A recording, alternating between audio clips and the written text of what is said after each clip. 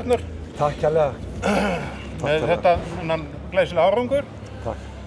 Hvað svona, já, skóp þetta? Mér fannst þið bara mæta, sérstaklega í gær, bara virkilega vel til leiks og klárar. Við erum betri, við erum betra lið.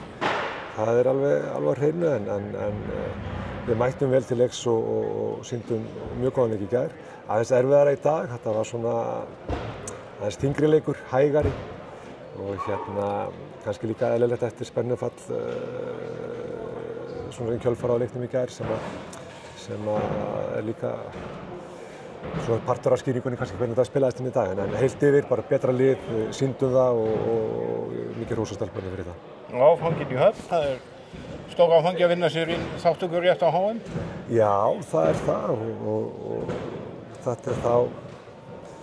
þetta er það þriðja mótið í röð sem við förum á og það er mjög stór áfangi og það er bara partur af þessari vegferð sem við hefum verið á og ætluðum okkur þetta alltaf og nú bara erum við á réttri leið, það er ekki spurning.